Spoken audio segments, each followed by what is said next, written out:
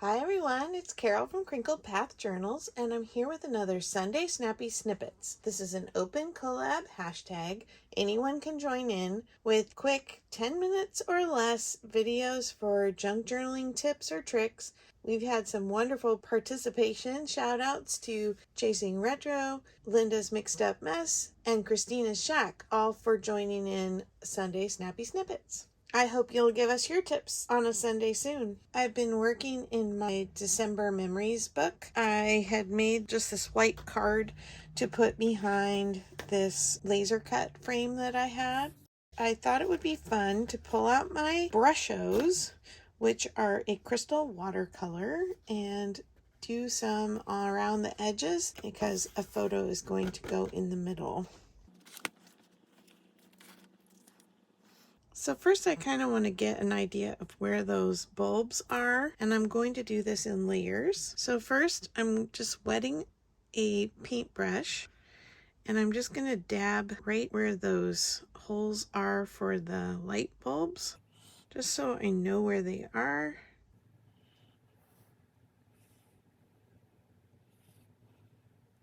Brusho is a somewhat uncontrolled art project. But I do know that wherever water is, it's going to react. So that's kind of how I'm trying to control it a little bit. This is my Brusho tin. And I have some samples of the fully mixed colors on the top. I just poked a pin into the top so that I can tap out just the ever so little amount that I want.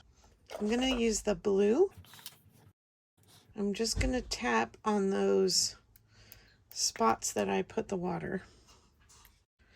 Brusho is a crystal watercolor. If you mix it, it will be this solid color. The crystals actually are all different colors that make up that color once they mix. And so when you sprinkle them on the page, what you get, if you do it ever so lightly like I'm doing here, where you get colors going onto the page and staying somewhat separate. Let me see if I can show you. So you see the little crystals rolling around on my page, but then let's see if it will focus. Do you see how you see almost purples and turquoise in this one right here?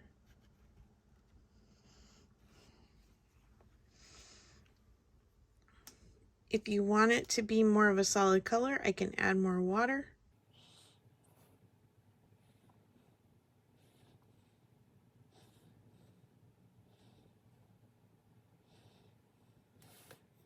So you just never quite know what you're going to get with this, which is kind of fun.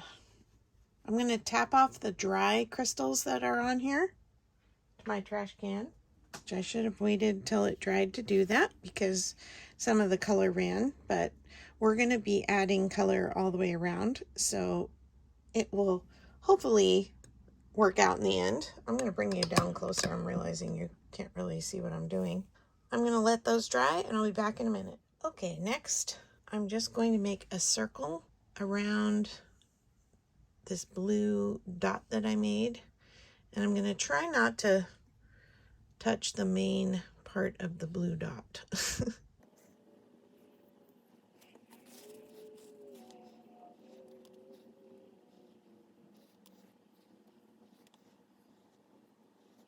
Okay, now I'm going to use yellow.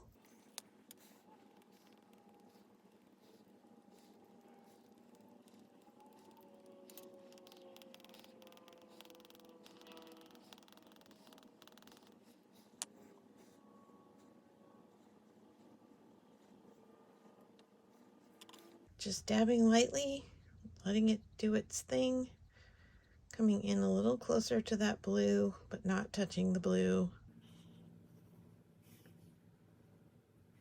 Trying not to touch the blue.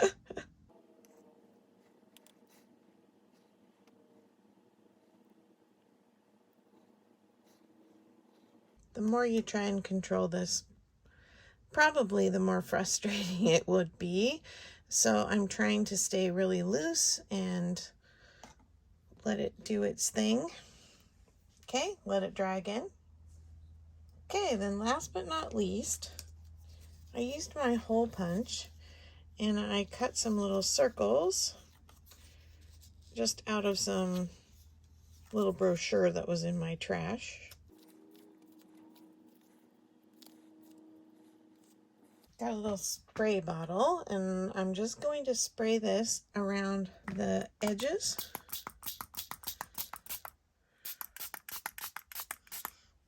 Try not to spray my little covers off.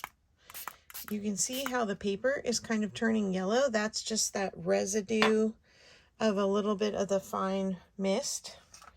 Of the fine crystals that were on the page. And then I'm going to take my green, this is a very Christmassy green, which probably means it has a lot of yellows and blues in it. And I'm just gonna tap this on around my masks.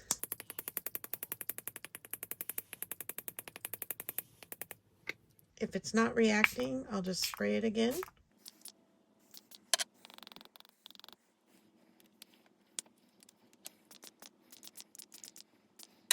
Once I have it wet, I'm going to go ahead and take these masks off, throw them away.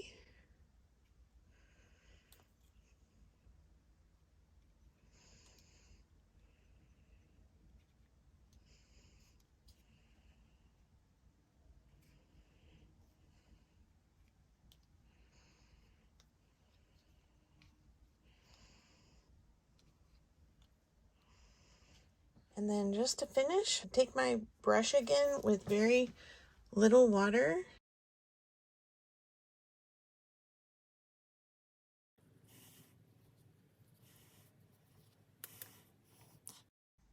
I'm kind of brushing the color here and I don't want to do that. What I want to do is add water and let the color run into the water.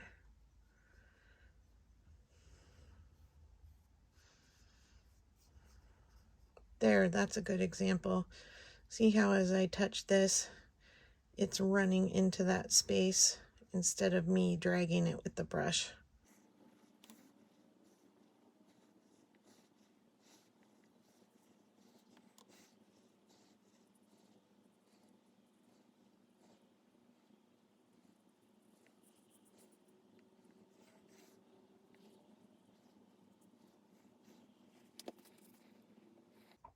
Okay, I'm going to spray just a little more water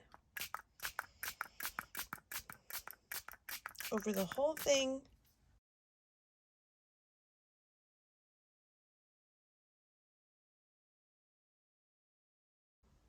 Okay, now it's all dried. And then we're going to put our overlay over the top.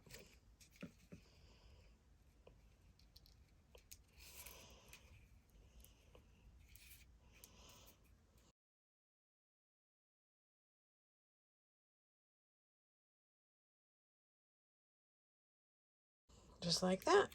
And I'm going to put the picture in there. But you can see I got the color of the lights and then a little bit of white accent and the yellow glow, and then the green is just part of the background of, say it's on a tree or something. If you don't have a frame like I had to lay color under, something else you can do is make an abstract bulb shape on a piece of paper with some water. If you have watercolor paper, it works a little better. And then sprinkle your Brusho in to the shape.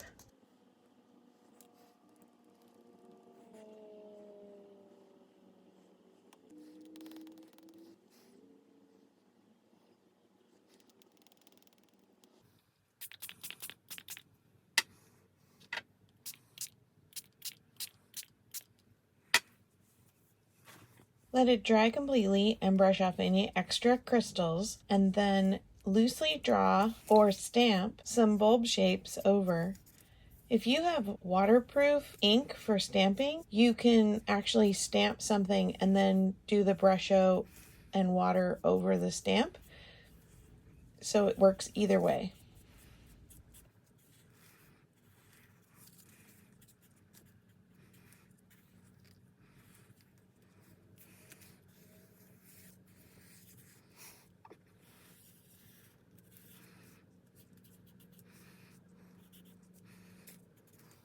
You could cut it out or leave it as it is.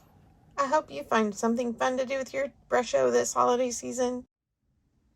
Thanks for watching today, and I'll see you in the next video. Bye-bye.